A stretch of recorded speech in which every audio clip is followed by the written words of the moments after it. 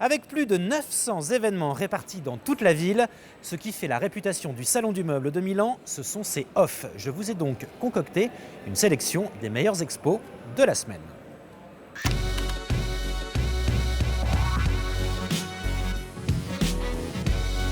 Au Salon du Meuble, c'est paradoxalement un architecte qui crée l'événement. Jean Nouvel, le Français s'interroge. Non, c'est pas là, c'est là-bas.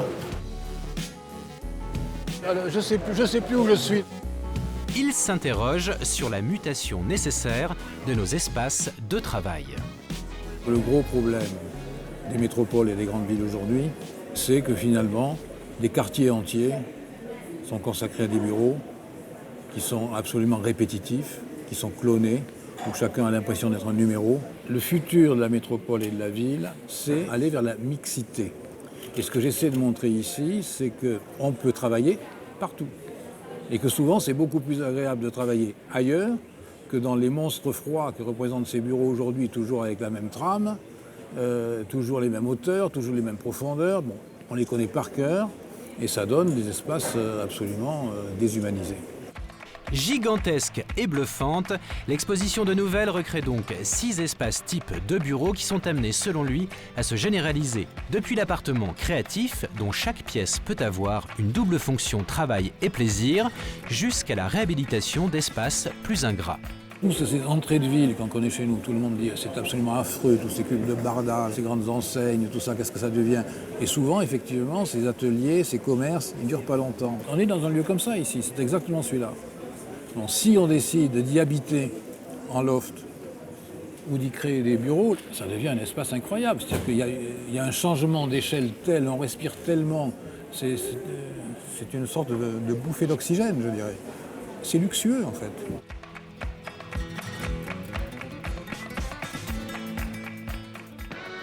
À la Triennale milanaise, l'exploration du futur est là encore confiée à un aîné, cette fois anglais. Ross Lovegrove, l'auto-proclamé Captain Organic, s'attaque pour Renault à l'héritage de la R5 et de la Twingo pour proposer Twins, sa vision 100% électrique respectueuse de l'environnement. Quand tu conduis une voiture électrique, l'expérience est incroyable. Premièrement, tout le poids est réparti dans le plancher, donc tu ne sens aucune vibration. En réalité, tu peux ne rien entendre du tout si tu veux. Et puis tu n'as évidemment aucun rejet polluant, aucune combustion des gaz d'échappement comme avec une voiture à essence. Quand nous avons créé ce projet, j'ai dit « Je vais être dans le film Avatar, je veux des insectes. » La forêt, toute la nature comme ça, toute la forêt dans les sons. Donc, quand tu es dans la voiture, tu as l'impression que tu es dans une époque moderne. C'est juste le début et je sais que je suis capable de faire mieux. Beaucoup plus délicat, poétique et discret, Toshiba a donné carte blanche au designer japonais spécialiste de la lumière, Izumi Okayasu, pour une installation en forme d'arc-en-ciel lumineux. De petites ampoules LED entourées d'un halo magique et totalement incompréhensible, normal puisque c'est le mur et non l'ampoule qui est magique. Un mélange de sable et de cristaux qui reflètent la lumière en lui donnant cette forme particulière. L'Écale, l'école de référence suisse, s'attaque, elle, à un matériau bien plus tangible et brutal en présentant le résultat d'un surprenant workshop réalisé en Islande consacré à la réutilisation des carcasses de baleines. Oui. On est parti quand même avec une idée de ce qu'on voulait faire, qui était de travailler avec des os et pas en faire forcément un design, je dirais, traditionnel. Ça, c'était déjà clair. Par contre, comme dans tout projet, surtout d'une semaine, on ne savait pas qu'est-ce qu'on allait avoir à la fin. Et à la fin de la semaine, on a fait déjà un premier choix des projets. Le projet a été mené par le designer islandais Brynjar Sigurðarson, qui est un ancien étudiant de l'école et qui travaille maintenant comme assistant au sein du master design de produits. Et il a mené les étudiants sur cette recherche exploratoire assez incroyable, travailler avec la matière qui est l'os, mais aussi tout en tenant compte finalement de cet étrange pays qu'est l'Islande, assez désertique, assez froid, assez austère finalement. Et on a donné un peu de, voilà, ça a donné lieu à des objets assez finalement inédits et inattendus.